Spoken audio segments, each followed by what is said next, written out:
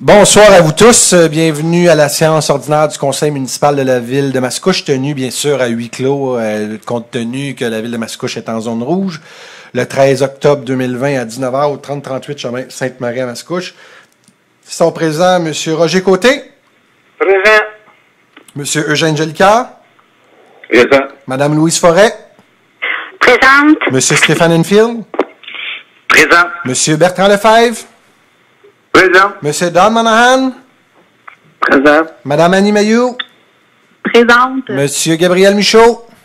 Présent. Sont également présents Monsieur le directeur général par intérim, Monsieur André Pratt, Monsieur le directeur du service du greffe et services juridiques, Monsieur Rénal Martel, la directrice du service des communications et services aux citoyens, Madame Marisa Curcio, le directeur du service de l'aménagement du territoire, Monsieur Johan Champagne, les attachés politiques, formant quorum, bien sûr, par le maire Guillaume Tremblay. Donc, vous allez comprendre que dans le contexte particulier vécu, il rappelle le mot d'ordre du gouvernement incitant les citoyens à agir en conséquence et ne pas faire de rassemblement. La Ville tient ses séances, comme je vous disais tantôt, à huis clos. Donc, avant de l'ouverture de la séance, je vous inviterai, s'il vous plaît, à vous lever pour une minute de silence.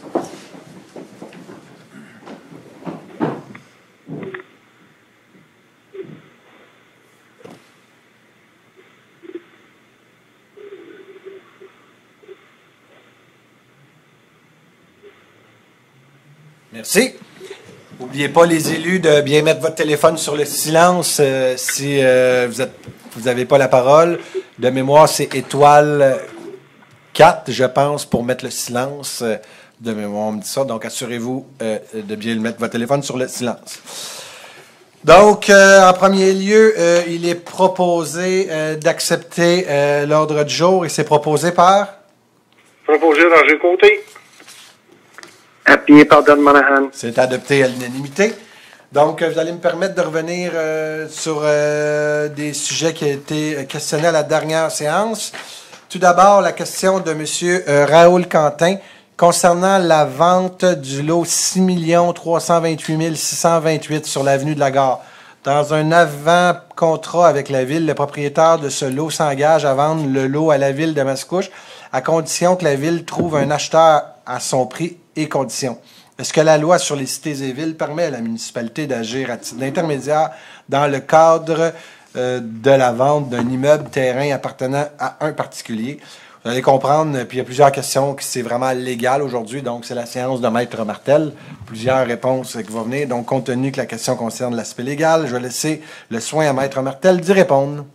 D'abord, ce qui est annoncé comme prémisse apparaît inexact dans sa formulation actuelle.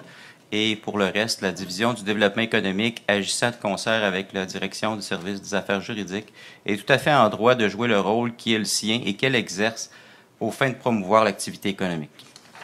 Merci beaucoup, M. Martel, c'est clair. La question numéro 2, concernant le lot 6 327 706, est-ce que la vente de ce lot vendu en même temps que le lot 6 328 668 a également fait l'objet d'un avant-contrat entre la Ville et le propriétaire du lot? Encore une fois, vu que c'est des questions légales, je vais laisser la parole à notre responsable des choses légales à la Ville de Mascouche, M. Martel. Eh bien, j'ai bien peur que cela s'avère confidentiel. Les négociations qui peuvent avoir lieu ne sont pas publiques pour l'instant. Je vous remercie, Maître Martel. Un autre suivi, donc je voudrais vous lire un courriel que nous avons reçu de Maître Jobin, de Jean-Pierre Jobin. Je suis un ingénieur et non un maître. Donc, en temps normal, nous aurions assisté à la séance du Conseil du 5 octobre pour vous faire part de vive voix de notre satisfaction. Donc ça, c'était les citoyens qui nous demandaient d'être connectés à l'eau sur une des rues là, du chemin Pinco. Étant donné les mesures édictées par la santé publique pour les municipalités en zone rouge, nous vous en transmettons nos remerciements par courriel.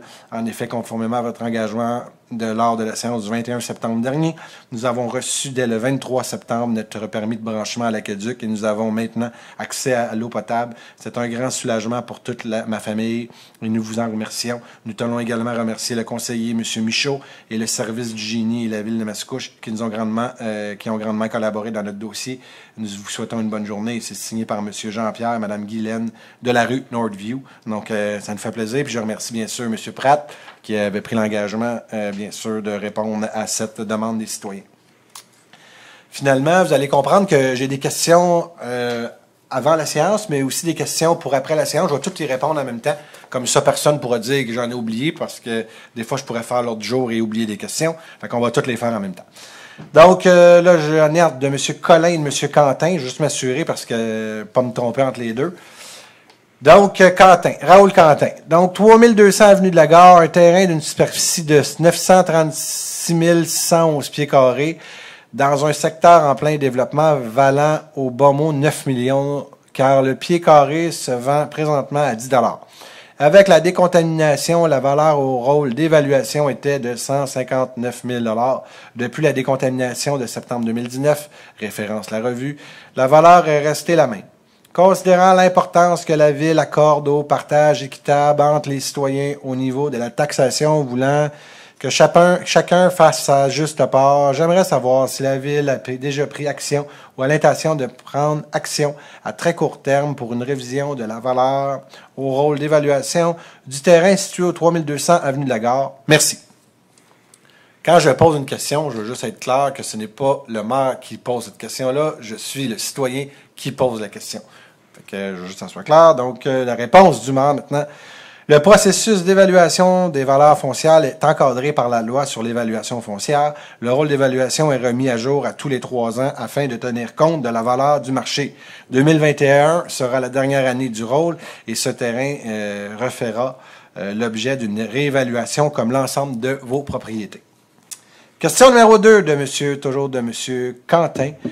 Toujours au sujet du 3200 avenue de la Gare, l'acte de vente stipule que l'acheteur se doit de réaliser à court terme un projet immobilier d'envergure, à défaut de quoi la Ville peut prendre action pour reprendre le terrain. Pouvez-vous nous dire si, à ce jour, le propriétaire a soumis un projet de développement? Dans la négative, est-ce que la Ville a fait connaître une date butoir pour la soumission d'un projet? Merci. Il y a des discussions présentement avec les propriétaires relativement à un futur projet, mais aucune demande officielle de déposer. En ce qui concerne le délai, nous n'en sommes vraiment pas à l'étape de lancer un ultimatum aux propriétaires du terrain qui démontre une super de bonne collaboration. C'est d'autant plus vrai compte tenu du fort attrait de ce secteur. Et je rajouterais même, dû au fait aussi, il ne faut pas oublier que le partenaire de ce terrain-là, bien sûr, a tout décontaminé, le terrain. Et pour connaître plusieurs personnes qui demeuraient au pourtour de l'avenue de la Gare, je peux vous dire que c'est un soulagement de ces gens-là. Donc, leur demande prioritaire, c'était de décontaminer ce terrain-là. C'est fait. Question de monsieur maintenant François Collin. Donc, question numéro 1. À la séance du 21 septembre 2020, le Conseil a adopté une résolution numéro 200-921-03 pour approuver l'entente de départ de M. Chevrier, identifié comme le dossier LIT 164-20. Puisque le départ de M. Chevrier s'est fait d'un commun accord selon ce qui a été rapporté dans le journal La Revue du 30 septembre dernier, une entente collective qui achoppe. Est-il exact que la Ville dissimule l'entente de départ de M. Chevrier sous le couvert du règlement du litige numéro LIT 164-20? Compte tenu de, tantôt je vous disais que c'était la séance de M. Martel, compte tenu que la question touche un aspect légal de la Ville, je vais demander à Maître Martel de répondre. On va tout simplement dire qu'il est question d'une transaction comme l'énonce la résolution, ayant entré un litige et qu'en tel cas, on ne fait jamais aucun commentaire. Merci beaucoup, M. Martel. Question numéro 2 de M. Collin, encore une fois. Donc, suite au départ de l'ancien greffier de la Ville, la Commission d'accès à l'information a forcé la Ville à communiquer les montants et les bénéfices qui lui ont été versés suite à l'approbation de l'entente de départ par le Conseil municipal puisqu'il s'agit d'un renseignement ayant un caractère public. Par conséquent, quand la Ville va-t-elle rendre public les montants et les bénéfices versés à M. Chevrier suite à son départ? Encore une fois, il s'agit d'une question qui touche les dossiers de nature juridique, donc je vais laisser la parole à Maître Martel. Encore une fois, on a un devoir de protéger les renseignements personnels et confidentiels et nous divergeons d'opinion quant à l'appréciation des renseignements concernés. Dans ce cas-ci, on pense qu'on peut se distinguer de l'affaire Villeneuve et qu'il y a des éléments confidentiels à considérer. Donc, selon vous, on ne peut pas mélanger les deux cas. Tout à fait. Merci beaucoup, c'est clair. Merci, maître. Maître Martel. Question numéro 2. Donc, ça, c'est des questions suite à l'ordre du jour. Ben, je vais y répondre tout de suite. Donc, au point numéro 1, concernant le point 9.1, espace atelier. Est-ce que la Ville détient une étude de circulation qui démontre les impacts sur le réseau routier et les conflits potentiels causés par les nouveaux déplacements en lien avec ce projet? Donc, mon espace atelier. L'étude de circulation déposée l'an dernier tient compte du développement du secteur Centro-Parc qu'aucun impact significatif n'est anticipé sur le réseau routier en raison des nouveaux déplacements en lien avec le projet Mon Espace Atelier. Et je dois vous dire qu'au contraire, Mon Espace Atelier, si vous vous promenez à travers le Québec, vous allez voir partout ce qui se sont implantés. C'est une réalité que c'est des super de beaux petits projets qui sortent de là et c'est des futurs petits projets de la sorte qui vont prendre un jour des millions de pieds carrés de futures entreprises. Donc, je pense qu'une ville comme Mascouche, une ville jeune, se doit d'encourager et de mobiliser justement ce type de petits de Mon Espace Atelier. C'est surtout d'encourager la relève de demain. C'est ces gens-là qui vont justement embaucher vos enfants et vos futurs petits arrière-petits-enfants. Donc, moi, je trouve que c'est un super de beau projet. D'ailleurs, la preuve que ça fonctionne bien, InnoHub, la centrale qui est gérée par la MRC des Moulins, est à pleine capacité. Donc, c'est une réalité. On est dans un secteur où l'entrepreneurship est à son maximum et il faut continuer à le soutenir. Donc, M. Champagne, s'il vous plaît, continuez à amener des projets comme ceux-là. Numéro 2, CPS Centro-Parc. Question au point 5.7. Quel est le numéro de cadastre du terrain en question et le prix demandé? Il s'agit du lot de 6 327 707. En ce qui concerne le prix, vous allez comprendre que c'est encore confidentiel puisqu'il y a encore des négociations à ce sujet. Donc, il ne sera pas donné tant que l'entente ne sera pas finalisée, mais le moment que l'entente va être finalisée, ça va me faire plaisir de vous donner l'entièreté de ces informations.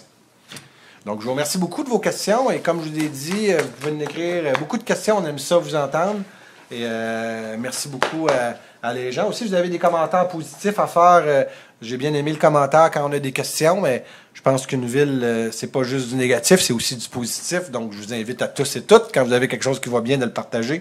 Surtout des bons coups de nos employés. C'est toujours plaisant. 2, période de questions, je viens juste de les faire. 3, approbation du procès-verbal. Donc, à 3.1, il est proposé d'approuver le procès-verbal de la séance ordinaire du 21 septembre 2020, tel que rédigé et présenté.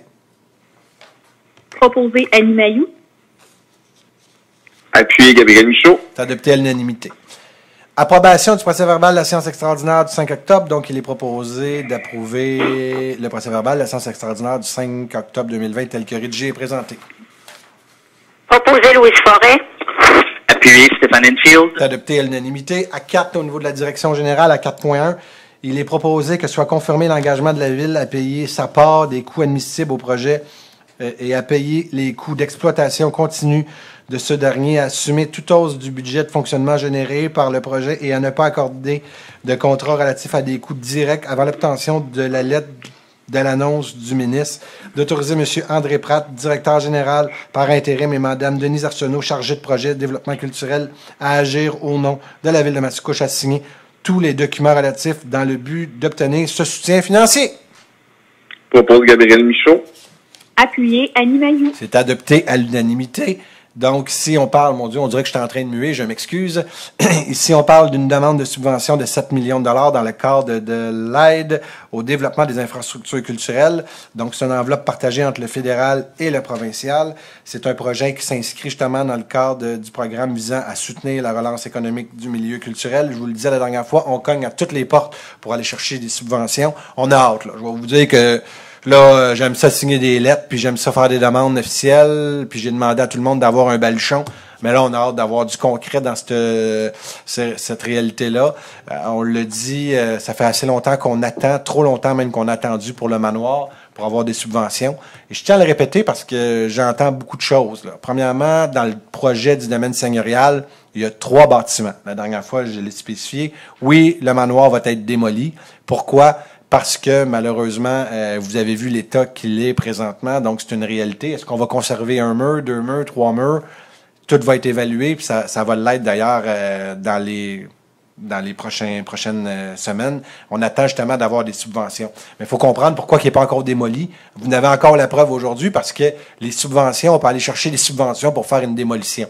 Fait que vous allez comprendre qu'une ville, si on le démolit immédiatement, un manoir, puis qu'on pouvait avoir une subvention pratiquement de 500 000 ou 1 million pour faire la démolition, mais là, on nous aurait reproché de ne pas attendre d'avoir eu la subvention pour la démolition. Mais autre chose aussi que je veux spécifier, c'est qu'il y a 3 bâtiments à l'intérieur. Donc, vous avez le manoir qui va être possiblement démoli, oui, en partie, au complet. On attend justement, comme je vous disais tantôt. Mais tout ce qui s'appelle le moulin et la maison du meunier, ils sont encore en état, eux autres. Et notre objectif, c'est de les conserver et de pouvoir justement les garder tels qu'ils sont, tels qu'ils l'étaient. Donc, nous assurer de les conserver. Cependant, là, on va passer un autre hiver avec des bâtiments comme ça. Là, la pression est vraiment sur le dos du gouvernement du Québec et du Canada, et je le dis bien gentiment, parce qu'à la Ville, nous, on est prêts à partir demain matin en appel d'offres. On est prêts à commencer les travaux dès l'année prochaine. Il faut que les subventions y rentrent. Donc, c'est un cri du cœur que je lance aujourd'hui. On a toujours eu la collaboration de tous les partenaires à ce niveau-là. On applique encore sur des subventions. On nous demande d'appliquer sur des subventions, mais là, c'est un chèque qu'on veut pour commencer les travaux. Donc, à la population de Mascouche, le message que je veux vous partager, c'est que oui, une partie du manoir va être démolie, mais à l'intérieur du domaine seigneurial, il y a 3 bâtiments. Quand on est sur le bord du chemin Sainte-Marie, les 2 premiers bâtiments qu'on voit, c'est la maison du meunier et le moulin, qui, eux, vont être conservés. Le manoir, malheureusement, il va être démoli en partie. On va garder un mur. Je ne peux pas vous dire exactement aujourd'hui ce qui va être fait, tout dépendant des recommandations et des obligations que le ministère de la Culture va nous demander. Avez-vous autre chose à dire? C'est clair. Parfait. Monsieur Michaud, avez-vous de quoi rajouter? Non, c'est bien résumé de votre part. Bon, ben parfait. Monsieur Champagne? C'est bon? Fait que là, je pense que c'est clair pour tout le monde. Donc, je lis, j'entends, comme tout le monde. C'est faux de prétendre que ça va tout être démoli, je le répète. Nous gardons 2 bâtiments sur 3. Pour ma part, c'est important. Et je voulais le spécifier. Puis pour le dernier bâtiment, je le répète, ça va être selon les recommandations, selon ce qu'on va nous demander, clairement. Puis aussi, je le répète, c'est que la démolition risque d'être subventionnée. Fait que si je démolis avant d'avoir la subvention, vous allez me dire que j'ai été niaiseux, puis que le conseil a été niaiseux, puis que la ville a été niaiseuse, excusez-moi l'expression, d'avoir dépensé ces sommes-là quand on aurait pu avoir une subvention. Fait que je pense qu'on est responsable dans notre façon de travailler. La preuve, c'est qu'encore aujourd'hui, la subvention qu'on demande, c'est encore subventionnable. Je vous remercie. Point numéro 5, greffe et services juridiques. Donc, il est proposé d'adopter le règlement 1200-1, modifiant le règlement 1200 en remplacement de l'annexe A par l'annexe A1, ainsi que pour y rajouter la participation financière du ministère de l'Éducation et de l'Enseignement supérieur MELS de 495 381 $, portant ainsi la dépense à 3 634 000 $ pour un emprunt de 3 138 619. Proposé Stéphane Enfield. Et appuyé par Bertrand Lefebvre. C'est adopté à l'unanimité. En temps de COVID, on se promène beaucoup. Écoutez, ce week-end, j'ai été me promener dans les sentiers. J'ai eu le plaisir de rencontrer beaucoup de citoyens et ça a roulé énormément sur les réseaux sociaux ce week-end, ces nouveaux sentiers-là. C'est extraordinaire ce qui a été fait par la Ville de Mascouche. Donc, je remercie les gens. Vous savez, des fois, il y a des projets qui viennent de l'administration, des projets qui viennent du politique. Ça a été vraiment un beau mélange entre l'administration et le politique. Puis aujourd'hui, on voit la réalisation. Donc, bravo. Je sais que Pascal avait travaillé fort pour mettre de l'avant ces idées-là. Mais aujourd'hui, c'est un partage pour l'ensemble des citoyens. On parle d'un projet d'environ 3,5 millions. On a eu une subvention de 500 000. Fait que c'est 3 millions de vos taxes qui ont été investis pour justement faire ce projet-là. C'est un projet collectif qui nous appartient tous. Mais si vous trouvez beau ce que vous voyez là, je vous dis, watch out, ce que vous allez voir au manoir seigneurial, ça sera fois 1000. Là. Je vous le dis, ça va être un projet extraordinaire. Monsieur Lefebvre ou Monsieur Enfield, avez-vous de quoi rajouter?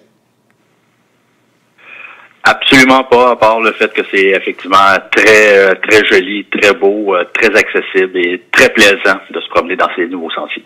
Monsieur Lefebvre? Oui, très belle réalisation, vraiment. Excellent. Bravo, et au nom de la population, là, vraiment, c'est très apprécié.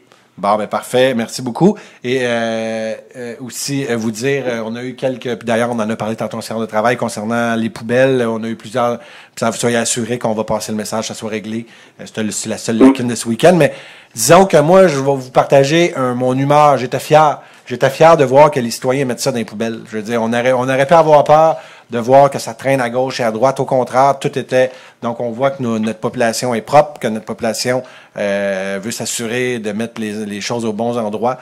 Donc, on a compris le message, puis on va s'assurer de vider, bien sûr, ces poubelles-là. C'était le seul point à améliorer ce week-end. Il y a eu beaucoup de monde, c'était positif. 5.2, il est proposé de rejeter la soumission du groupe TBM au montant de 376 371,12 toutes taxes incluses dans le cadre du contrat MAS 2020-22-88. Proposé Gabriel Michaud. Appuyé Stéphane Enfield.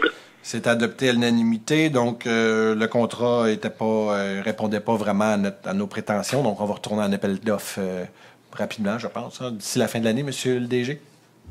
Au début de l'année prochaine. Au début de l'année prochaine, parfait. 5.3, il est proposé d'adjuger le contrat MAS 2020-22-93 relatif à des services professionnels d'Audi pour les exercices financiers se terminant le 31 décembre 2020, 21, 22, 23, 24 à Amiette Gillinon pour un montant de 138 947,29 toutes taxes incluses selon les conditions de sa soumission et du devis. Proposé Jean Jolicoeur. Appuyé Louise Forêt. C'est adopté à l'unanimité. Donc, l'estimé de la ville était de 100... Je vais arrondir ça là, à 172 000 et on le donne arrondi à 139 000. Donc, il y a eu 3 soumissionnaires et la plus haute était 200, arrondi 17 000. Donc, c'est pour les rapports financiers de 2020 à 2024. 5.4, il est proposé d'adjuger le contrat MAS 2020-2300 relatif à des services professionnels d'architecture, de paysage et d'ingénierie pour la préparation des plans et devis et de surveillance des travaux d'aménagement d'une place publique dans le noyau villageois à Conception Paysage pour un montant de 131 703,86 toutes taxes incluses et selon les conditions de sa soumission et du devis, d'en imputer la dépense au règlement 1237. Proposé Roger Côté. Appuyé Louise Forêt. C'est adopté à l'unanimité. Il y a eu 2 soumissionnaires. La plus haute était à 217 867 et on donne le contrat à 131 703,86. D'ailleurs, pour ceux qui ont peut-être vu, on a déjà commencé les travaux. On a d'ailleurs mis le cours d'eau à vue. Donc, si vous passez au coin de Sainte-Marie et Montémasson, vous avez sûrement vu des travaux, des pelles qui étaient là durant les derniers mois. Les travaux, d'après moi, pour cette année, sont pas mal terminés. Puis vous allez voir, le cours d'eau est à vue. Donc, ça se dit ça? C'est ça? C'est bien ça? Le cours d'eau est à vue? Bon. Il y avait tout d'autre. Puis on plantait des petites espèces de Oui, c'était la réouverture du cours d'eau puis un peu de Merci. stabilisation. La réouverture aussi du cours d'eau et bien sûr la végétalisation. C'est bien ça? Merci. 5.5, il est proposé d'approuver le procès-verbal de correction PC 2020-10-2008-31-07. Proposé Stéphane Enfield. Et appuyé par Bertrand Lefebvre. C'est adopté à l'unanimité. Donc, il y avait une petite coquille. Le montant indiqué était de 165 695. Puis, c'était 160 965. Donc, il y a eu des petites erreurs de chiffres. Merci. 5.6, il est proposé de conformer la nomination conformément à l'article 56 de la loi sur les cités et villes. M. Gabriel Michaud, maire suppléant pour la période du 21 septembre 2020 au 31 janvier 2021. Et l'autorisation de M. Gabriel Michaud à signer ce à titre les chèques et les effets négociables de la ville de Mascouche en l'absence du maire. Proposé Stéphane Enfield. Appuyé Jean Jolicoeur. C'est adopté à l'unanimité. Donc, on va se toucher de la mélamine, parce que c'est de la mélamine ici. Donc, depuis 7 ans, je n'ai jamais manqué une séance du conseil ni la MRC, donc j'ai pas besoin de substitut ou de remplaçant, mais on ne sait jamais, avec les temps qui courent, des fois ça peut arriver qu'on doit s'absenter. Donc, M. Michaud, aussi pour la signature des chèques, et la loi nous oblige d'avoir un maire suppléant en cas de le maire ne peut pas être là. D'autres choses à dire, M. Martel? C'est clair? C'est clair. 5.7, il est proposé de consigner l'engagement de la Ville de Mascouche à vendre une partie du lot 6 millions, j'en parlais tantôt, à l'administration d'un citoyen, 6 327 707 du cadastre du Québec en la circonscription foncière de l'Assomption d'une superficie approximative de 3 500 m² au centre de la petite enfance Chaton. d'ici la fin de l'année 2020, et ce, afin d'y construire et d'y exploiter une installation de 80 places de garderie au cœur du parc d'affaires du Centre-Parc en fonction des paramètres de vente discutés, d'autoriser le greffier à négocier, conclure et signer pour et au nom de la Ville l'acte de vente et intervenir à cet effet, d'autoriser le greffier à faire et poser tout autre acte utile ou nécessaire de permettre la bonne réalisation du projet faisant l'objet de la présente résolution. Propose Gabriel Michaud. Appuyé Eugène Jolicoeur. C'est adopté à l'unanimité. Donc, si on parle du deuxième projet, donc vous avez vu le premier projet, ça va sur le chemin des Anglais. Le deuxième projet, on en parlait d'ailleurs, on ne pouvait pas trop en parler, mais là, on peut le dire. Donc, les orientations de la Ville, c'est de vendre le terrain parce que les CPE, la différence d'une école, par exemple, ne paye pas un terrain, mais un CPE paye un terrain. Donc, de vendre le terrain à un centre de la petite enfance, à un organisme à but non lucratif pour y installer, bien sûr, un centre sur l'avenue de la Gare, donc pas loin justement de tout le pôle résidentiel, mais aussi industriel qu'il va y avoir. Donc, on veut l'installer. Ça va être un CPE, on va parler au centre de la petite enfance, là, fait en milieu, dans une forêt. Donc, c'est vraiment leur orientation. Ils veulent l'appeler un projet de nature. Donc, on est très contents. Et la Ville de Mascouche est un bon partenaire avec eux. Donc, pour nous, vous savez, sur l'avenue de la Gare, on le dit, plus que ça l'avance, plus qu'on amène des services. Vous en avez encore la preuve ici. Donc, une garderie, ça va être la première garderie sur l'avenue de la Gare. Et je peux vous dire que ça ne sera sûrement pas la dernière. On a plusieurs appels pour des garderies. Donc, plusieurs services s'en viennent. Oui, des commerces de proximité au bas des projets résidentiels qui sont présentement en construction, mais aussi, bien sûr, des garderies. On a un centre de formation professionnelle qui s'en vient. Donc, plusieurs annonces à venir. 5.8, je remercie d'ailleurs Charles Thériault dans ce travail-là. Je sais qu'il y en travaille une shot avec tous ces terrains-là. Donc, merci. Merci aussi au service de l'aménagement. Vous travaillez en collaboration main dans la main. Donc, moi, je suis toujours content de voir ça.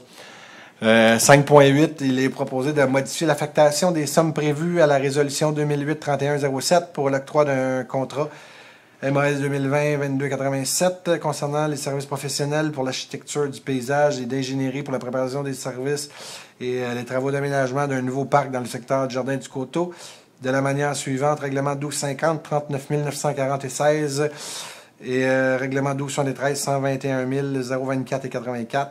Donc, je suis obligé de dire les montants sans taxes ou je vais les nommer. M. Martel, vous me regardez avec une face en me disant que j'ai oublié de dire de quoi. Fait que j'ai compris. Donc, les montants sans taxes, plus taxes plutôt, 34 738 et 13 pour le règlement 1250 et pour le règlement 1273, 105 261 et 87 plus taxes. Ça vous va, M. Martel? J'ai bien fait ça. Et c'est proposé par Annie Mailloux. Appuyez Louise Forêt. C'est proposé par Mme Mailloux parce que c'est un nouveau parc dans votre secteur qui s'en vient. Oui. Contente?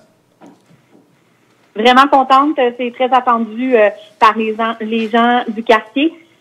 Excellent. Je me suis promené beaucoup sur le territoire de Mascouche en fin de semaine. On voit aussi, pour les gens qui veulent aller voir, la construction de l'école avance bien. Vous savez que la Ville a négocié pour prendre le moins d'empreintes possible sur le terrain. Puis je vois encore Yohan, je sais qu'il a négocié là-dessus. Donc, c'est une école, vous allez voir, à étage. Donc, au lieu de prendre plusieurs pieds carrés, on a diminué le pied carré à prendre avec la commission scolaire. Puis bien sûr, le terrain qu'on donnait, on va se dire la vérité, c'est des terrains qu'on cède aussi à la Ville. Donc, c'était gagnant pour tous et chacun. Et aujourd'hui, c'est un beau projet. Puis vous avez à côté de ça un terrain de balle, donc un terrain de baseball qui s'en vient, qui est très attendu de la part de l'association de baseball.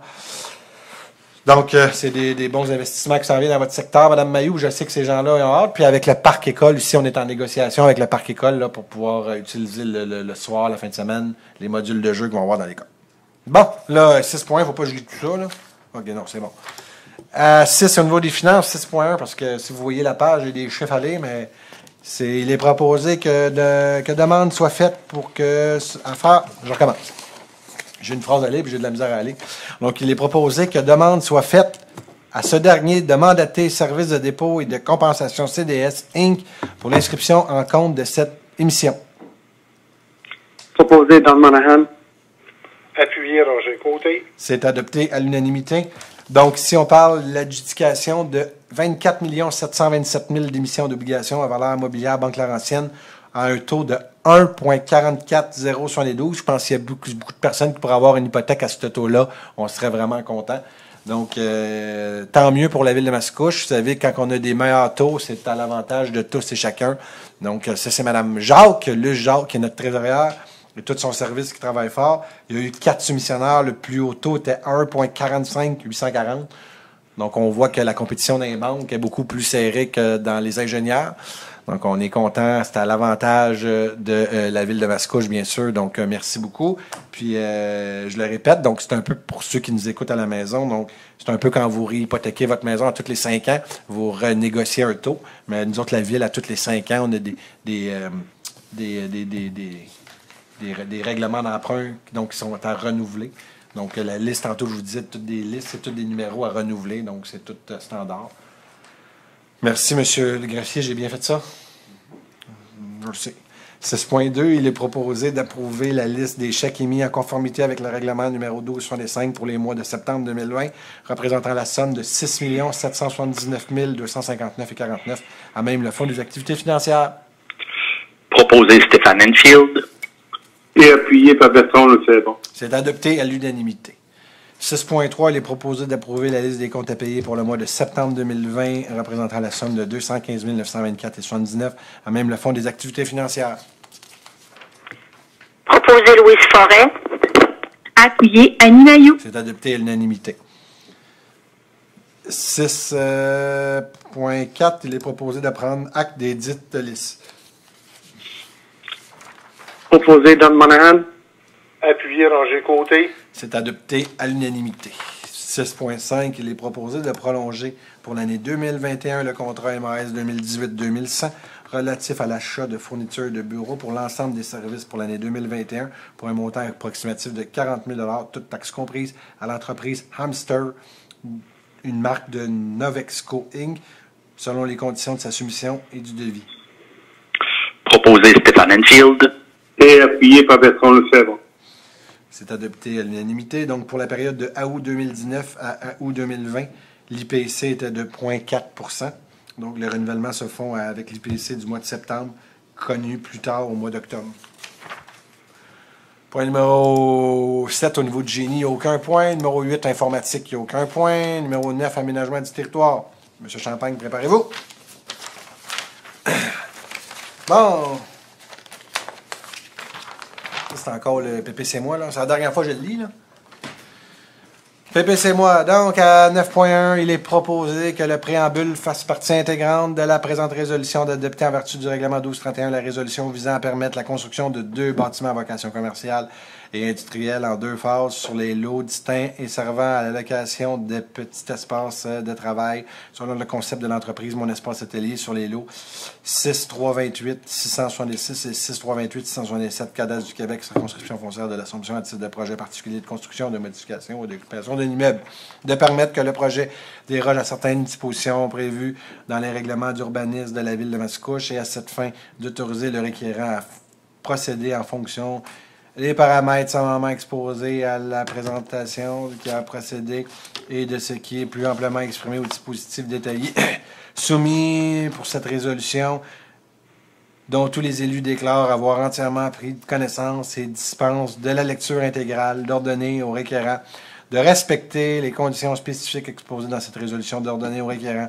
à titre de condition à la délivrance du premier permis de construction nécessaire à la réalisation du projet, de remettre à la Ville une garantie financière de montant de 50 000 $ visant à assurer la réalisation de l'ensemble des constructions et des travaux d'aménagement paysager dans les délais requis dans la bonne et due forme. Ce dépôt peut être transférable d'une phase à l'autre et à préséance sur toute autre forme de garantie financière pouvant être exigée en vertu des règlements d'urbanisme.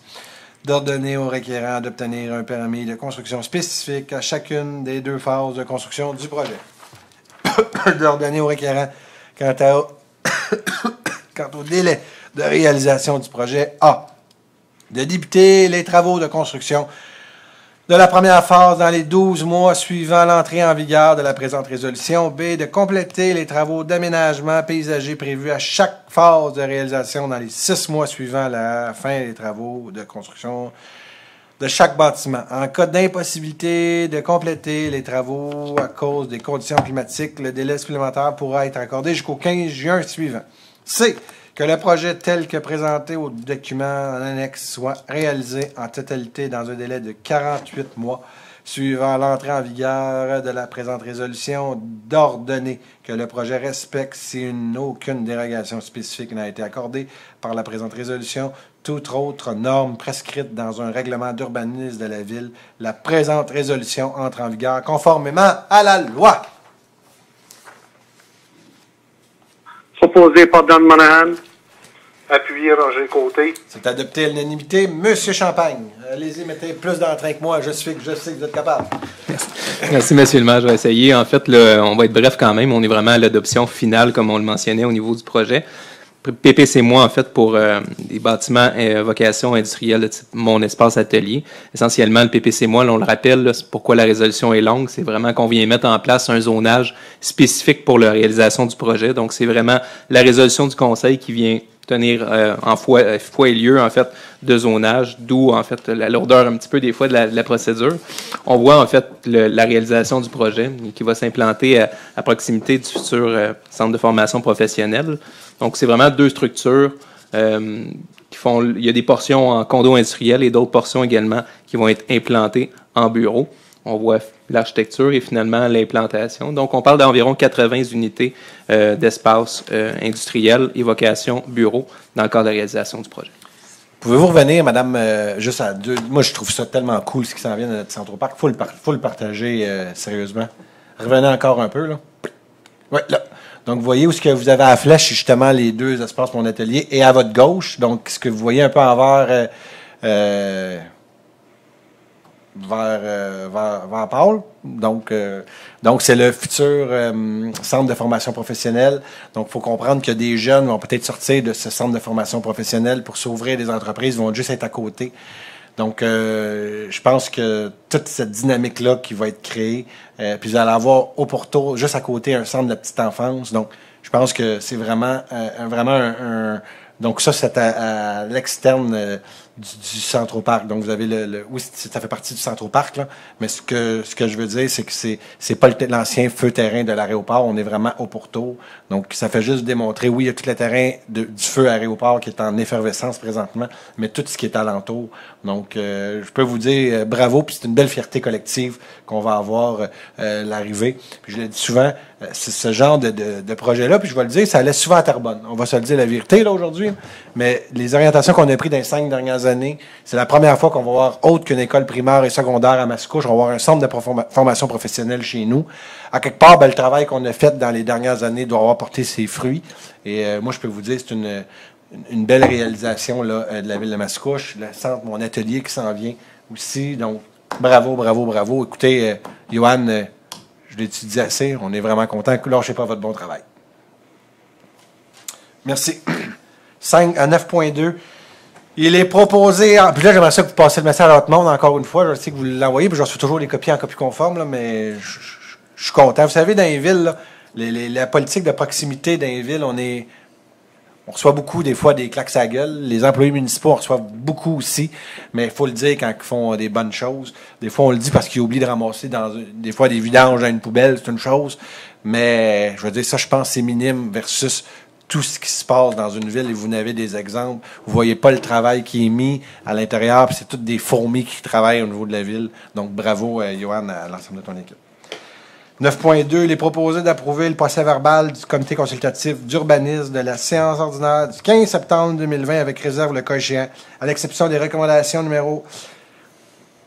Vous allez vous assurer que j'oublie rien, là. 20 09 150 151 152 153 154 155 156 157 157-1 166 qui feront l'objet d'une approbation distincte par le Conseil de refuser la demande portant le numéro 20 09 146 du comité consultatif d'urbanisme visant les lots 4 892 004 993...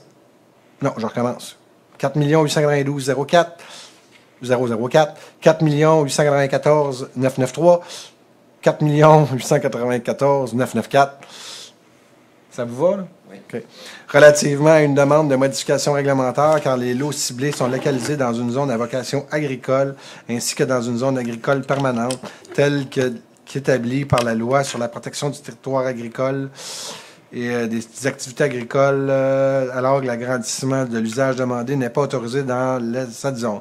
De refuser en partie les demandes de PIIA portant le numéro 20-09-149 du Comité consultatif d'urbanisme visant les lots 5, 797, 569 relativement à une modification du projet d'habitation résidentielle mixte pour l'aménagement d'un service de commande au volant, car celui-ci est incompatible avec la densité résidentielle projetée du secteur et d'un service au volant est en contradiction avec les principes d'aménagement d'un ATOD.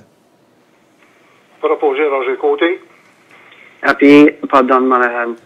Merci, M. Monahan. Merci, M. Côté, qui siège d'ailleurs sur le comité consultatif d'urbanisme, qui continue à siéger une fois par mois, malgré la COVID, avec l'ensemble des citoyens, qui d'ailleurs donne, M. le Président et M. le Vice-président. J'aimerais ça que vous remerciez vos citoyens à la prochaine réunion de la part du Conseil, parce qu'ils sont très assidus, ils sont présents aux réunions malgré la COVID. Donc, vous allez leur passer le message? Certainement, M. le maire. Thank you, M. Monahan. La parole est à vous, M. Champagne.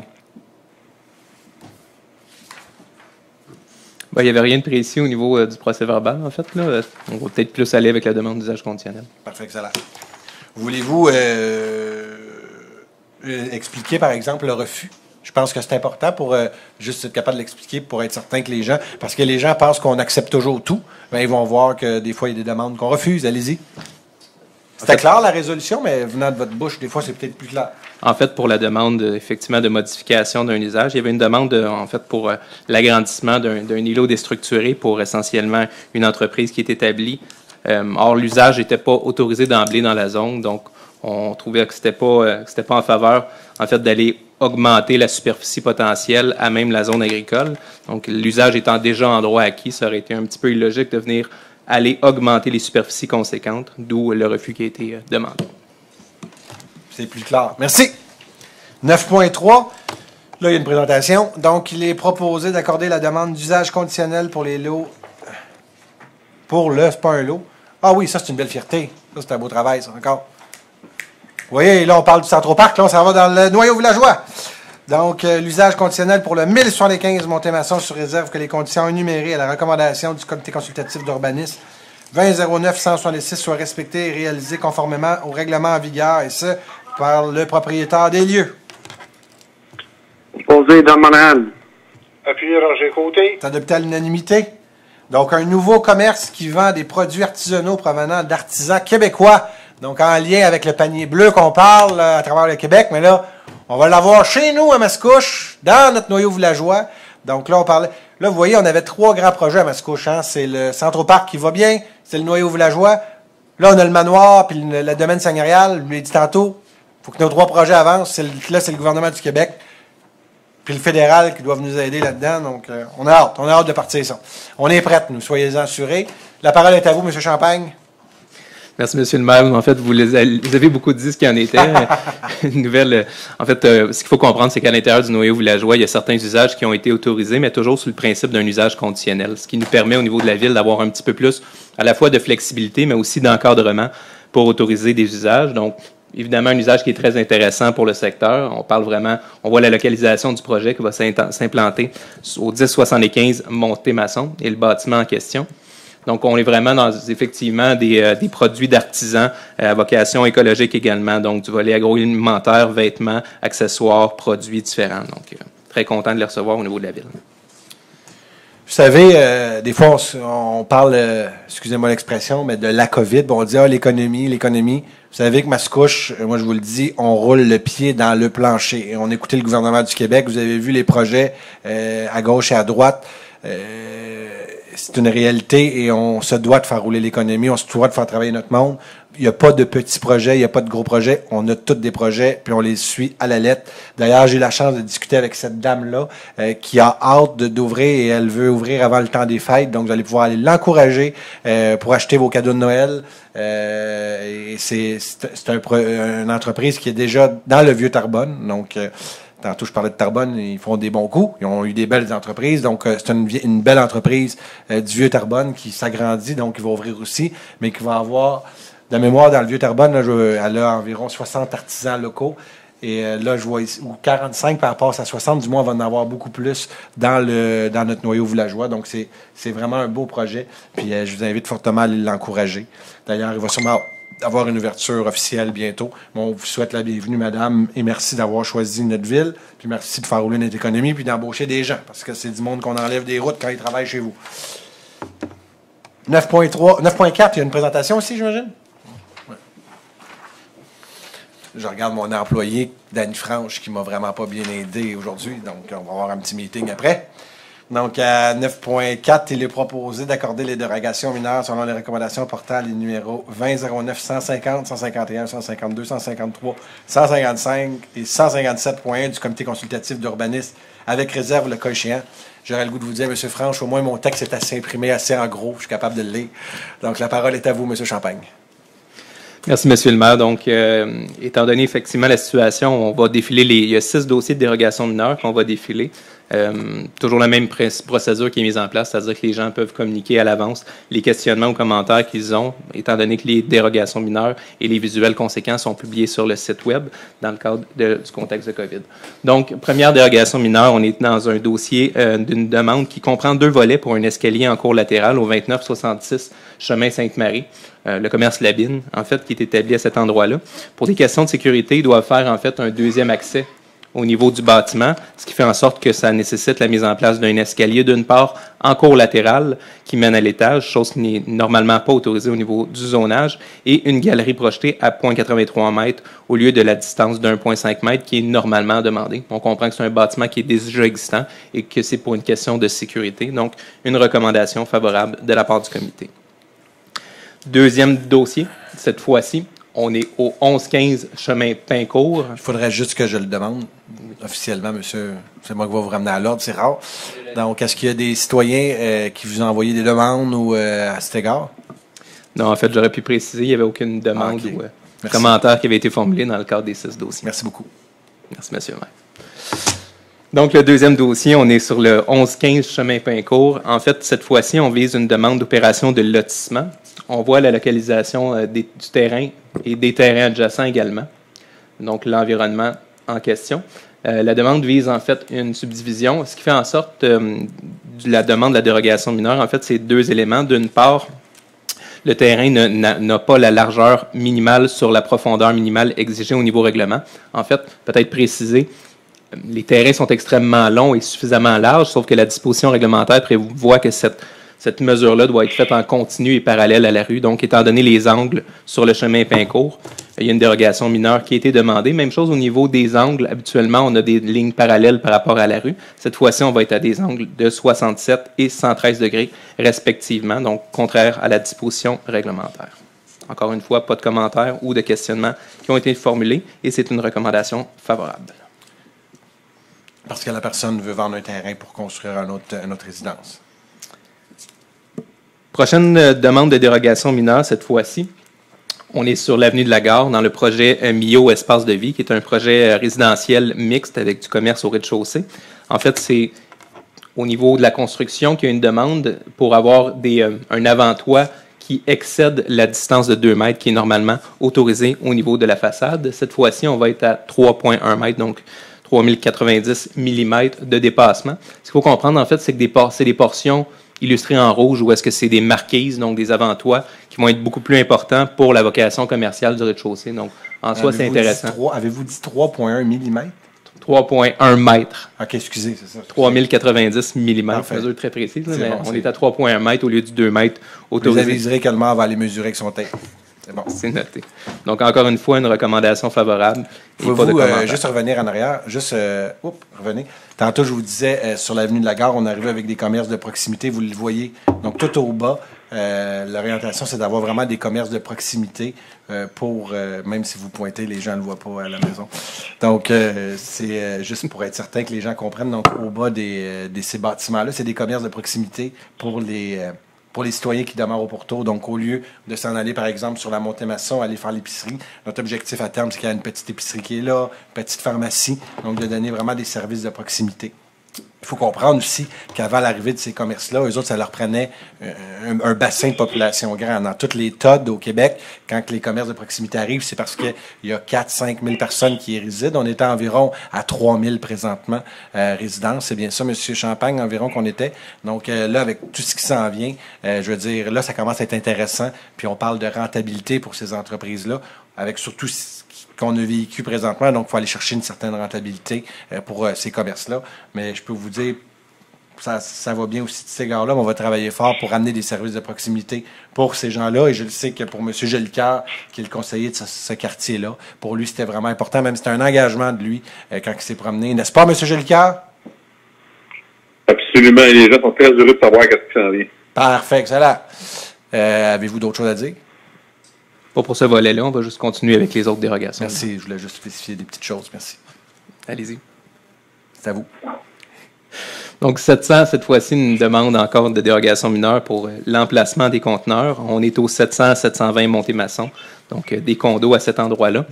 En fait, la demande de dérogation mineure vise à régulariser une implantation de conteneurs. Habituellement, on va demander à ce qu'il y ait une distance de 2 mètres par rapport soit au bâtiment principal ou à des arbres ou autres obstacles. Cette fois-ci, étant donné l'emplacement, on se retrouve à 1,7 mètres. Mais c'était le seul emplacement qui était possible pour être capable d'avoir une configuration conforme. Donc, une recommandation qui est, encore une fois, favorable. Merci beaucoup. C'est juste de la grosse logique. Prochain dossier, on est sur la rue Louis-Billerio cette fois-ci. Une demande de dérogation mineure, en fait, qui vise la marge avant. On est dans un nouveau projet à vocation industrielle. Donc, habituellement, la marge avant est demandée à 6 mètres par rapport à la Louis-Billerio. Donc, pas du côté de l'autoroute 640, mais vraiment du côté de la rue Louis-Billerio. En fait, la demande de modification ou d'abaissement de la marge va pouvoir permettre éventuellement un futur agrandissement de l'entreprise. Donc, il y a une recommandation favorable qui a été formulée en ce sens. Donc, l'entreprise demande d'être plus collée en avant pour si un jour elle a agrandi. Mon Dieu, c'est de la grosse logique, là. Bravo. Finalement, le dernier dossier, on est cette fois-ci sur une demande de dérogation mineure qui vise différents aspects en lien avec un projet dont on parlait tout à l'heure, c'est-à-dire le centre de formation professionnelle. On avait déjà, en fait, traité ces dérogations mineures-là, mais il y avait eu des erreurs au niveau des calculs d'implantation qui avaient été réalisés. Donc, on vient corriger la situation. On voit la localisation qui avait été préconisée à proximité du boisé. Et les éléments dérogatoires sont, en fait, un rapport terrain-plancher de 18 plutôt que le rapport habituel de 40 au niveau du plancher-terrain et un rapport espace-bâti-terrain de 15 plutôt que le rapport espace-bâti-terrain minimal de 30 On comprendra évidemment que les normes sont davantage faites pour des usages à vocation industrielle que pour un usage de type centre de formation professionnelle, d'où les dérogations mineures. On voit également le visuel du bâtiment qui est projeté.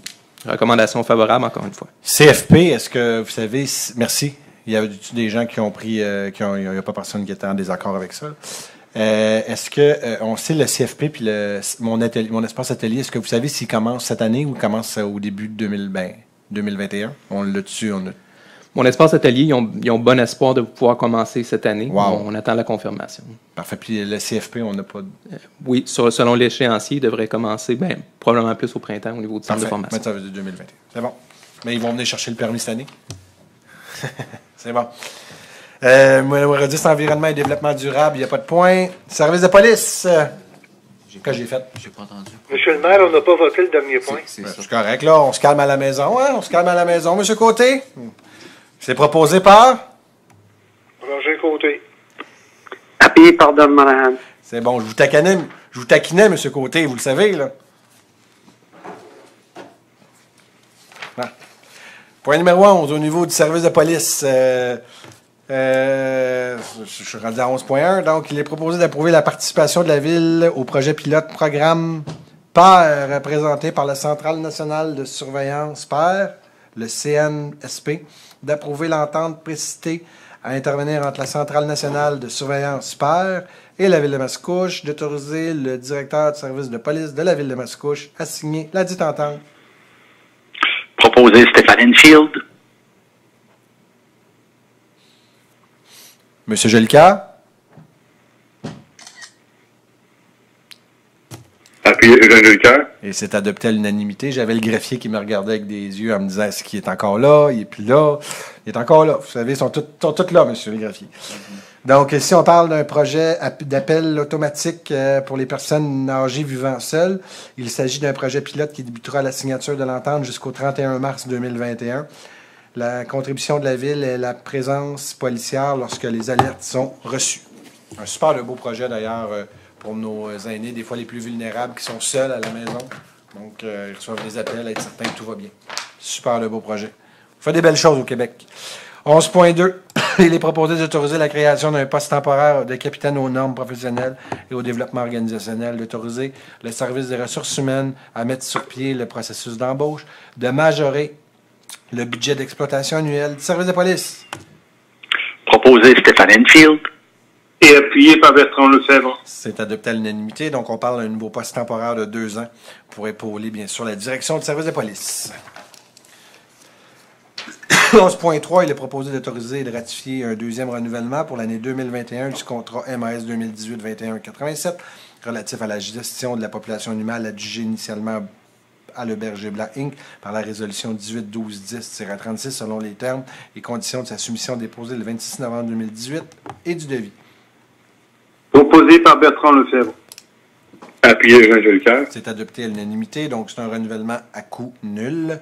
Je tiens aussi à dire qu'il y a eu des inspections qui ont été faites de façon aléatoire par notre service de police pour nous assurer justement que toutes les petites bêtes sont bien traitées.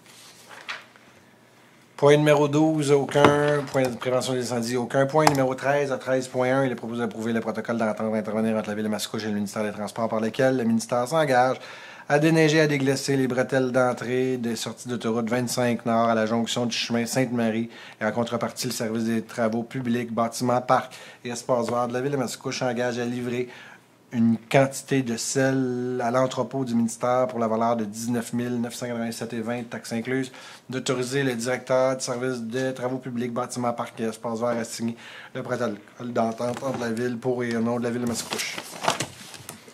Proposé Eugène Jolicoeur. Appuyé Louise Forêt. Adopté à l'unanimité. 13.2, il est proposé d'octroyer le contrat MAS 2020-22-96 relatif aux travaux de concassage et de tamissage de rebut de pavage au plus bas subventionnaire conforme, soit excavation Pelletier, pour un montant approximatif de 68 709,06 toutes taxes comprises sur la base des documents d'appel d'offres et de sa soumission au déposé, d'autoriser une affectation de l'excédent de fonctionnement non affecté pour un montant d'excédent pas 62 740,53. Propose Gabriel Michaud. Appuyé Eugène Jolicoeur. C'est adopté à l'unanimité. Donc, ça va être du concassage qu'on va faire. Vous allez voir l'autre résolution. Ça va être pour mettre sur le chemin Newton. Donc, je sais qu'il y a beaucoup de monde, dont monsieur... Comment il s'appelle, Gabriel, qui attend ça, la famille? Alexander. Donc, nos bons amis. Je les remercie d'ailleurs de leur patience. On a peut-être pris une année un peu plus longue que prévu. Mais au moins, je pense qu'ils vont être contents. Vous leur avez parlé d'ailleurs, M. Michaud, ils sont contents? Oui. Parfait. Si M. Alexander est content, le maire va bien dormir. Donc, à 13.3, il est proposé d'adjuger le contrat MAS 2020-22-97 relatif à des travaux de rechargement granulaire du chemin Newton au plus bas subventionnaire conforme, soit Pelletier Excavation Inc., pour un montant approximatif de 105 161,88 toutes taxes comprises. Selon les conditions de sa soumission et les documents d'appel d'offres, d'autoriser une affectation de l'excédent de fonctionnement non affecté pour un montant d'excédent pas 96 026,82. Propose Gabriel Michaud. Appuyé Eugène Jolicoeur. C'est adopté à l'unanimité. Je voulais juste vous dire que pour l'autre contrat, il y avait 2 soumissionnaires. La plus haute était à 112 129,37 et le contrat était donné à 68 709,6. Et pour le contrat ici, il y a eu 7 soumissionnaires, donc la plus haute, 196 061,12. Puis c'est le fun, c'est la même compagnie qui a eu les deux, donc ça va pouvoir aller plus vite. Et le plus bas était à 105 161,88. Donc, ce contrat est lié, les rebuts seront réutilisés pour l'utilisation. Donc, on fait en plus dans notre politique de développement durable, on réutilise, excusez-moi l'expression, mais le vieux stock pour le réutiliser, pour remettre à jour des rues. Donc, c'est un bravo. Puis, on va être content de sortir le stock de où ce qui est présent. Hein? 13.4, il est proposé d'adjuger le contrat MAS 2020-23-02 relatif à l'allocation de 2 chargeurs de roues sur roues sans opérateur pour la saison hivernale 2020-21 au plus bas soumissionnaire conforme location d'équipement Battlefield QM pour un montant de 47 635,98 toutes taxes comprises selon les conditions de sa soumission des documents d'appel d'offres. Proposé Louise Forêt. Appuyé Eugène Jolicoeur. C'est adopté à l'unanimité. Il y a eu 3 invitations de fait. Il y a eu un seul soumissionnaire.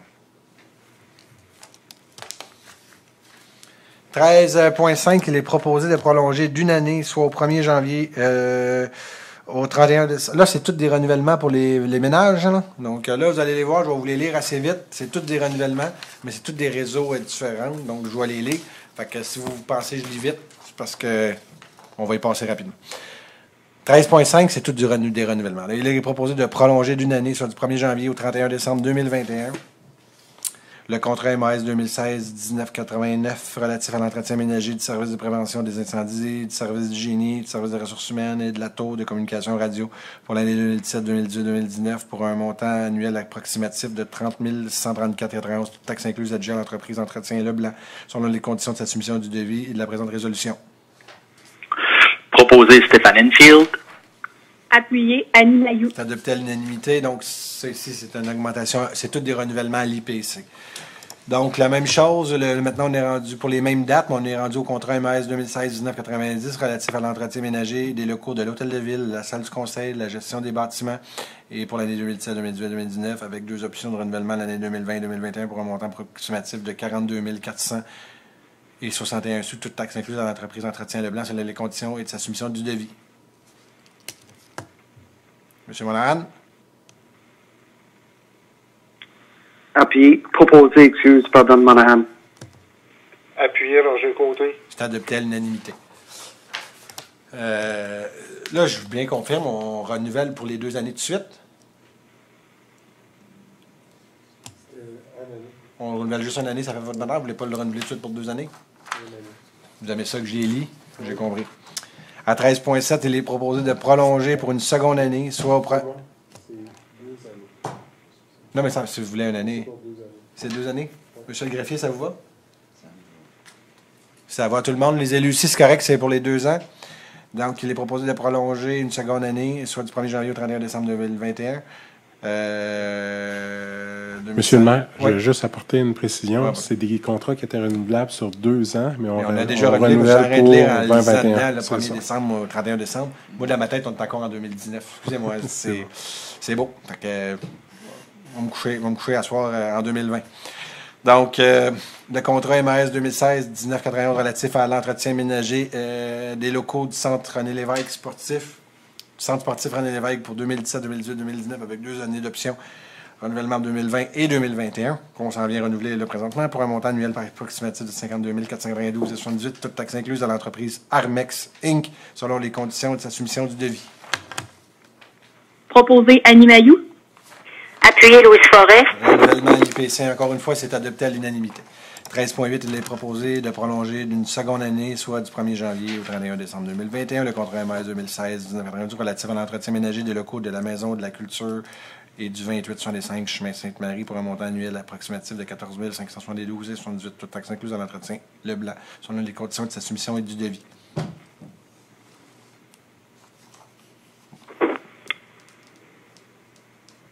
Monsieur Lefebvre. Proposé par Bertrand Lefebvre. Appuyé Louise Forêt. Vous avez raison d'être fâché après vous, Monsieur Lefebvre. Et c'est adopté à l'unanimité. Vous savez, à la distance de même, c'est pas toujours facile. 13.9, il est proposé de prolonger d'une année, soit du 1er janvier au 31 décembre 2021, le contrat MAS 2017-2077 relatif à l'entretien ménager des locaux du service de la sécurité publique pour les années 2017, 2018, 2019, avec 2 années d'option 2020-2021 au montant annuel de 45 772. Toute taxe incluse et l'entreprise 29 78 19 13 Québec Inc., selon les conditions de sa soumission et du devis. Proposé Stéphane Enfield. Et appuyé par Bertrand Lefebvre. Je suis content que Maître Enfield est toujours réveillé, donc comme un scout. Donc, renouvellement aussi à l'IPC. 13.10, il est proposé de prolonger pour l'année 2021 le contrat MAS 2017-2094 relatif à des services d'électriciens maintenant, sur demande pour les bâtiments et équipements municipaux pour les années 2018, 2019, 2020, avec 2 années d'option, soit pour 2021 et 2022. Pour un montant approximatif de 122 000 taxes incluses à l'entreprise JNA Leblanc Électrique, selon les conditions de sa soumission et des documents d'appel d'offres. Proposé Jean Jolicoeur. Appuyez Louise Forêt. C'est de quelle délimité. Point numéro 13, il est proposé de prolonger d'une année supplémentaire, soit pour les années 2021, le contrat MS 2017-2097 relatif au nettoyage des égouts sanitaires et pluviaux, des stations de pompage et vidange et des puisards pour l'année 2018, 2019, 2020, avec 2 années d'option pour 2021 et 2022, pour un montant approximatif de 142 410,91 selon toutes les taxes à l'entreprise Beauregard Environnement Limité, selon les conditions de sa soumission et du devis. Proposé Gabriel Michaud. Appuyé Eugène Jolicoeur. C'est adopté à l'unanimité. On parle encore aussi d'un renouvellement à l'IPC. 13.12, il est proposé de prolonger d'une année supplémentaire, soit pour les années 2021, le contrat MS 2018-2099, relatif au contrôle et la qualité de l'eau potable du service d'aqueduc pour les années 2018, 2019, 2020, avec 2 années d'option pour les années 2021 et 2022, pour un montant approximatif de 22 807,80, toutes taxes incluses, selon à l'entreprise Eurofin Environex, selon les conditions de sa soumission et du devis. Proposé Stéphane Enfield. Et appuyé par Bertrand Lefebvre. C'est adopté à l'unanimité. Point numéro 13.13. C'est rare qu'on se rend à 13.13. Hein? Ah, vous avez raison. Monsieur le greffier, ça fait 2 fois que j'ai raison ce soir. Préparez-vous, vous n'en avoir jamais 203.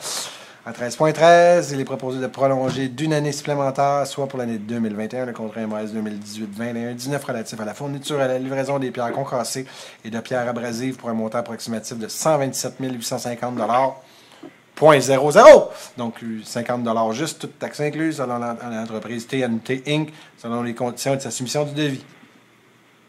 Proposé Gabriel Michaud. Appuyé Eugène Jolicoeur. C'est adopté à l'unanimité. Donc, ici, on parle de renouvellement à l'IPC. M. Martel, jamais vous avez besoin des gens pour faire vos documents. M. Franche, il est pas mal bon. Bon, il peut vous en faire une copie si vous voulez.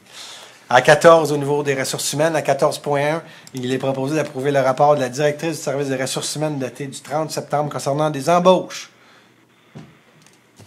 Proposé par Don Monahan. Appuyé Roger Côté. C'est adopté à l'unanimité. Donc, si on parle de Nicolas Léger, un technicien en génie civil pour un temporaire 3 ans, on lui souhaite la bienvenue. Et Christelle Carrier-Plante et Audrey Richard, des aides bibliothécaires surnuméraires. Donc, bienvenue, mesdames. La ville de Mascouche, une ville en santé, puis une ville qui... Les employés, ça bouge.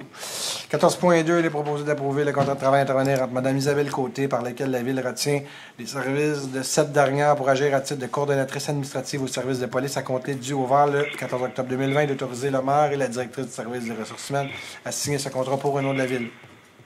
Proposé Stéphane Enfield. Et appuyé par Bertrand Lefebvre. Donc, c'est un nouveau contrat. Bien, c'est adopté à l'unanimité. C'est un nouveau contrat de travail, mais elle était déjà en place, cette dame-là. Donc, un contrat à titre de coordonnatrice. D'ailleurs, j'ai eu la chance de rencontrer une dame, une chic dame, donc une dame que j'ai bien appréciée.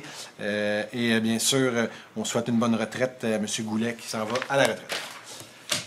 14.3, il est proposé d'autoriser la modification du contrat de travail intervenir entre la Ville de Mascouche et M. André Norbert, contremaître temporaire au service des travaux publics, bâtiment, parc, espace vert, d'autoriser le maire et la directrice du service des ressources humaines à signer la modification de contrat pour le nom de la Ville.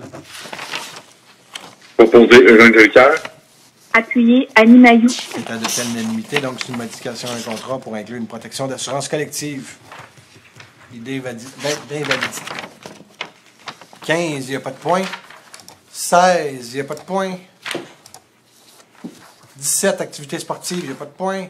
18, aides financières et peu d'organismes. Donc, il est proposé d'entériner le dépôt d'un mémoire relativement à la démarche réflexive sur la réalité policière du Québec initiée par le ministère de la Sécurité publique du Québec. Proposé Stéphane Enfield. Et appuyé par Bertrand Lefebvre. Donc, c'est adopté à l'unanimité. Donc, fait référence à la démarche de réflexion collective qui a été lancée par le gouvernement du Québec concernant la réalité policière. Comme plusieurs villes de la Couronne-Nord, Mascouche avait demandé le report de la consultation afin de tenir compte du contexte de la COVID. La demande de report a été refusée. Puis on peut le comprendre aussi, la demande avait déjà été reportée une autre fois. Donc, un moment donné, tantôt, je dis des choses au gouvernement, mais un moment donné, on peut comprendre aussi que notre bord, on est capable. Donc, on a travaillé fort Tantôt, je taquinais M. Franche, mais vous savez qu'il a travaillé fort. Je le remercie d'ailleurs. C'est tout lui qui a travaillé pour l'écrire, cette recommandation-là. Puis les principales recommandations. Donc, on veut s'assurer du maintien des niveaux de services de base à l'échelle locale. Donc, on parle de patrouille, circulation, mesures d'urgence et regroupement à l'échelle de la Couronne Nord de certains services de niveau 2. On parle de la création d'escouades mixtes à l'échelle de la Couronne Nord pour les niveaux de services plus complexes. On parle par exemple du crime organisé, de la cybercriminalité, de promouvoir l'approche de police communautaire. Ça, pour nous, c'est extrêmement important. Le respect de l'autonomie des municipalités budgétaires, nomination des chefs de police, par exemple. L'équité dans le financement gouvernemental pour les villes desservies par leur propre corps de police versus la SQ. Je vais vous donner un exemple, et ça, c'est très important. Je donne un exemple, on va nommer des villes comme, on va nommer une ville par hasard, Joliette. Donc, Joliette, elle, présentement, les citoyens de Joliette payent des taxes municipales et payent aussi des impôts. Donc, ils payent leur service de police à l'aide des impôts. Donc, ils payent des impôts comme vous payez des impôts, mais ils ont le service de la SQ. Nous, ici à Mascouche, on paye des impôts, puis on paye des taxes municipales.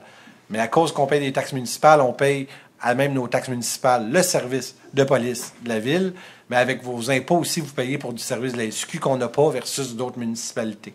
Donc, nous, ce qu'on demande, on est bien d'accord d'avoir un service du municipal, puis on le veut d'ailleurs, on veut un service de proximité, je pense que c'est bien, mais on pense que un peu comme les villes ont du soutien pour le service de la SQ, nous aussi, on pourrait avoir un soutien. Donc, si par exemple, ils nous donnaient 1 ou 2 millions pour nous encourager, nous supporter à l'intérieur de notre service de police, ça pourrait nous donner un coup de main sur la taxation. Parce qu'on parle en moyenne annuellement, Dany, c'est à peu près 7-8 millions annuellement le budget de la police. Oui, mais avec 12 millions, ça l'inclut tout. Donc, on parle à 12 millions global pour le service de police. Donc, c'est des dépenses importantes pour une ville, la grandeur de la ville de Mascouche. Ça fait que ce qu'on demande, c'est d'un peu plus d'équité avec l'ensemble des villes. Et finalement, compensation financière par le gouvernement du Québec pour tenir compte du volet santé mentale qui occupe de plus en plus nos effectifs de police, bien sûr. Donc, c'est des demandes que nous faisons et il va y avoir un dépôt de mémoire. On va y aller avec, bien sûr, le chef de police. Je remercie aussi le président de la Sécurité publique, Stéphane Enfield, de votre apport dans ces discussions-là avec M. Franche, que je remercie vraiment beaucoup parce qu'il a écrit ça durant le long week-end de 3 jours.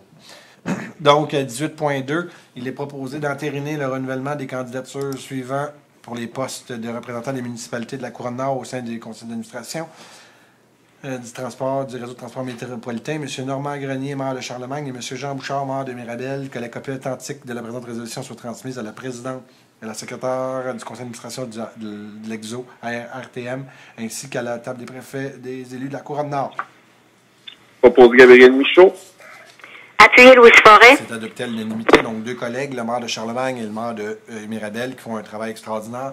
Il y a aussi là-dessus la mairesse, Mme Cordato, de Boisbriand, ainsi que le maire de Terrebonne, donc qui nous représente pour la Couronne Nord. Vous savez qu'on ne peut pas avoir un cumul de fonctions, donc vu que moi je siège à la communauté métropolitaine de Montréal, c'est interdit au sens de la loi de siéger aussi à EXO. Donc on se partage, moi et la ville de Terrebonne, lui est au transport en commun et moi je suis à la CMM. Juste vous dire, M. le greffier, j'aurais vraiment besoin d'une copie demain matin, sans faute, de cette réseau-là, la donner à Dany, qu'on puisse l'envoyer conforme, parce qu'ils attendent après nous pour les élections. Qu'il n'aura sûrement pas, parce que tout le monde a voté pour cette résolution. Période de questions. Donc, on a fait les questions tantôt avec des gens. Je pense que c'est M. Collin qui avait posé une question. Donc, conformément à la prochaine séance, je suis obligé de vous dire encore une fois qu'elle va être à huis clos. Donc, on va prendre toujours la décision d'avance. On va le dire publiquement. On est encore en zone rouge présentement, donc la prochaine séance va être faite aussi à huis clos et va avoir lieu le 26 octobre prochain. Donc, bien sûr, n'oubliez pas d'envoyer vos questions d'ici le 26 par courriel à questions@ville.mascouche.qc.ca, puis vous voyez questions, il n'y a pas de S. Je vous remercie et bonne soirée. La levée de la séance, ça va être proposé par Stéphane Enfield, j'allais proposer la levée de la séance. Appuyé Annie Mailloux. Adopté à l'unanimité. Merci.